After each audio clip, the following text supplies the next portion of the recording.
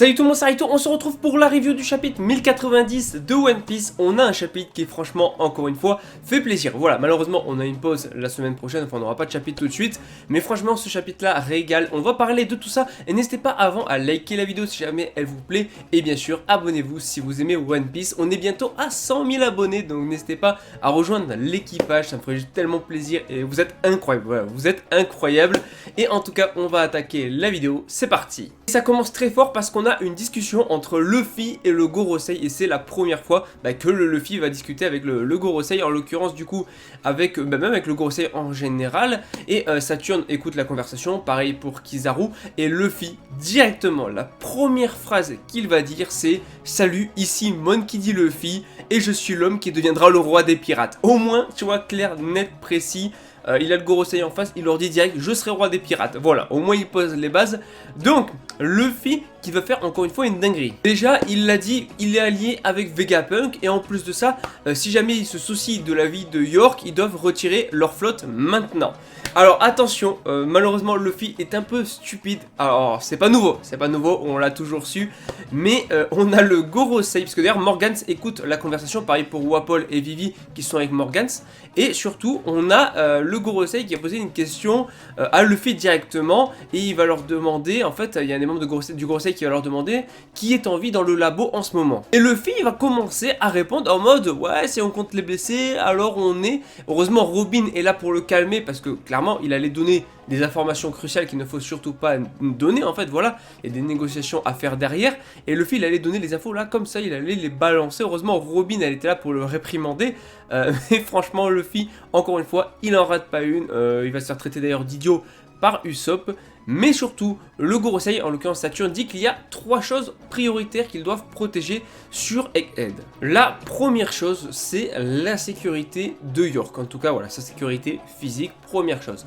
Deuxième chose, c'est Punk Records, voilà, qu'il faut éviter d'abîmer, puisque ça constitue le cerveau. Et enfin, le réacteur qui permet la fabrication de Mother Flame, soit l'arme qui a été utilisée par Im pour détruire le Lucia. Donc ça, c'est globalement les 3 priorités, les 3 choses principales qui doivent protéger. Et là il va nous sortir une dinguerie Saturne, parce qu'effectivement ils sont en mode, enfin il y a des membres de la marine, enfin un membre de la marine qui est en mode ouais mais il y a aussi les agents du CP0 tout ça. Et en fait comment dire que pour Saturne en fait les humains sont semblables à des insectes, voilà.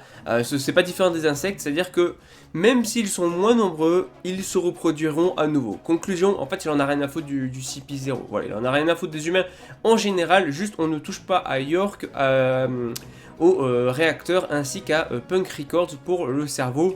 Bref, en tout cas on a notre petite York qui est en train de râler, de pleurer, tout ça, voilà, Nami qui va lui donner des tartes histoire qu'elle se calme un petit peu. Et sinon on a bien donc du coup 2 des Vegapunk qu'on savait déjà qui sont morts, et donc tout le monde est un petit peu regroupé ici. Et surtout Kaku qui est dans un sale état, il a combattu 2 séraphins, il est cloué au sol et tout. Donc Robin va être soigné par Chopper. Mais surtout, on a Rob Lucci qui parle tout seul, en tout cas, voilà, qui fait semblant de parler tout seul, parce qu'en fait, en réalité, il donne des informations à Kizaru et tout. Donc, ça, c'est très cool. Donc, Rob Lucci qui est toujours allié avec, bien sûr, qui n'est pas allié vraiment avec les chapeaux de paille, en tout cas, qu'il l'est pour l'instant, mais pas sur du long terme bien évidemment, puisqu'il continue à donner des informations à la marine. Alors dans les souterrains du laboratoire, on a donc du coup les membres du Superpole qui avaient été capturés par les Vegapunk, qui sont en train de manger. Donc voilà, Luffy et les autres ont apporté de la nourriture, et ce sont des ennemis, mais en même temps ils remercient les chapeaux de paille en mode ouais, vive les chapeaux de paille, tout ça, on est en sécurité grâce à vous, alors que normalement c'est censé être les ennemis de Luffy. Donc voilà, déjà ils se rendent compte que Luffy n'est pas si méchant que ça. Mais sinon on a également les séraphins qui eux sont emprisonnés directement dans des sortes de bulles, des bulles qui justement bloquent l'utilisation des fruits du démon. Et attention, on a donc du coup le séraphin Jinbe, le séraphin Mihawk, le S-Snake avec Boa et le séraphin de Kuma. Sauf que là où c'est intéressant, c'est que le séraphin de Boa est exactement comme Boa Hancock. C'est-à-dire qu'elle a annulé la pétrification sur demande de Luffy, parce que Luffy déjà, il n'a pas fait la distinction. Voilà, il n'a pas su différencier la vraie Hancock du séraphin. Voilà, c'est pour dire à quel point c'est pas un génie Luffy. Je sais pas comment il a pu confondre les deux. Voilà, bon en tout cas désolé pour toi Hancock, ça veut dire qu'il te confond avec un clone d'enfant. Mais surtout, l'amoureuse de Luffy. Voilà, c'est dans les gènes, voilà, c'est dans les gènes, c'est comme ça. Elle est amoureuse de Luffy. parce qu'ils ont du coup reproduit Boa, et quand ils l'ont reproduit en Séraphin, elle était déjà amoureuse de Luffy, donc dans le facteur de linéage, ça a également été pris. Donc c'est pour ça que le Séraphin est amoureux de Luffy, et comme Luffy ne fait pas la distinction, il lui parle comme si c'était Hancock, elle va parler aussi comme si elle était Hancock, puisqu'elle va avoir exactement les mêmes réactions, donc elle ne compte pas éliminer qui que ce soit, et en plus de ça, elle obéit à Luffy, donc elle reste calme pour l'instant. Sinon, alors petit problème qui se pose, parce que oui, ils vont devoir partir, sauf que le problème, c'est le DOM. Le DOM, il y a un mot de passe qui a été mis par York, et elle ne l'a pas mis, elle ne l'a pas partagé sur le cerveau, avec leur cerveau commun, donc ils ne connaissent pas le mot de passe, ce qui va énerver Lilith et tout. Donc il va falloir que Vegapunk essaye en tout cas de pirater le système pour trouver le mot de passe et pour essayer de s'enfuir. Parce que ils vont utiliser, parce qu'il faut savoir que du coup, à côté de leur vaisseau, du Sunny Thousand, il y a le Vegaforce 1, si je ne me trompe pas sur le nom, qui leur permettra également de s'échapper. Ils vont en avoir besoin, sauf qu'à l'instant où il va quitter du coup l'espace aérien du dôme, il va directement retomber, et c'est là qu'avec le Thousand Sunny, ils vont pouvoir utiliser le coup de burst pour directement se déplacer sur 1 km, prendre de l'avance sur la marine, et donc du coup être tranquille. Faut savoir également que leur prochaine destination, c'est Elbaf, on y est enfin, oui, voilà, c'était tellement attendu, Elbaf.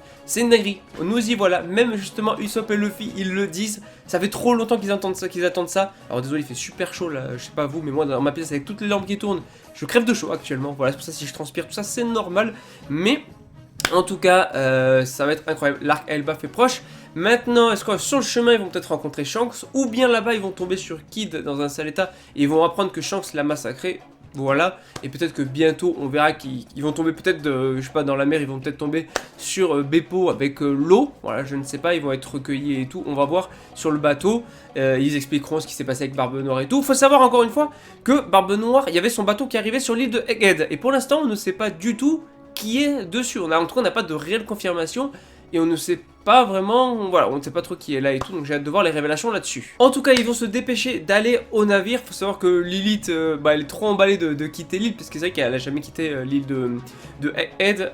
Sinon, Bonnet qui est de la partie, et oui, pas trop content, Bonnet est là, soit elle a pas d'autre choix que de s'enfuir avec et tout, mais Bonnet qui du coup, c'est plutôt bien remis finalement, en tout cas de toute la situation, qui n'a plus son envie de meurtre envers Vegapunk, qui n'a plus envie de le tuer. De souvenir, on n'avait pas eu toutes les infos, on sait pas trop, vous voyez, il nous manque des bouts de flashback de Kuma, tout ça.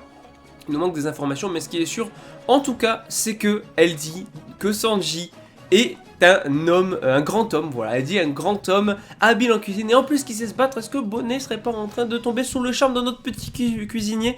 Et franchement, entre Pudding, entre Bonnet et tout, hein, le petit Sanji là, voilà, c'est un homme parfait pour Bonnet, tu vois, qui sait faire à manger, et en plus de ça, il sait se battre, c'est parfait, voilà, Bonnet va être contente. Donc, ils vont tous, voilà, Bonnet va être de la partie, Vegapunk va être de la partie aussi, en tout cas, et lui, le Stella, avec du coup les autres corps, en tout cas, qui sont encore en vie, puisque, York, c'est la traîtresse, et il y en a deux qui sont morts également. En tout cas, pour revenir sur le Gorosei, mais surtout sur Saturne qui va demander à Kizaru si, vu que le dôme c'était un dôme de lumière, tout ça, est-ce que vu que c'est un dôme lumière, est-ce qu'il pourrait pas peut-être aller dedans directement?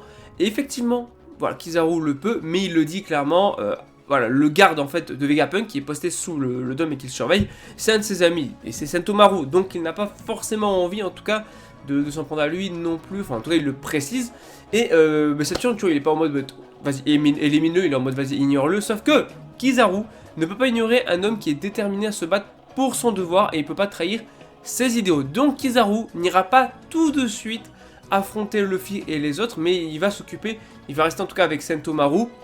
Alors est-ce qu'en vrai il va pas donc combattre Sentomaru et ça va laisser le temps à Luffy aux autres de s'échapper?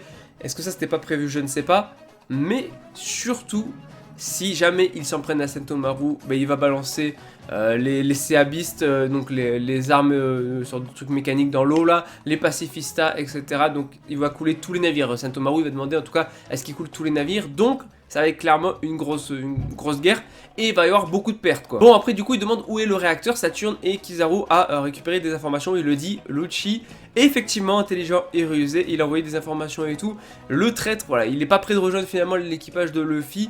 Bon, maintenant, Kizaru fonce sur Sentomaru qui arrive à bloquer l'attaque. Ça, franchement, c'est énorme. Sentomaru qui bloque l'attaque et tout, mais qui dit aux pacifistas, allez-y tous les pacifistas, éliminez tous nos ennemis. Ça y est, c'est la guerre. Sentomaru a choisi son camp, Kizaru a choisi son camp, la guerre est lancée.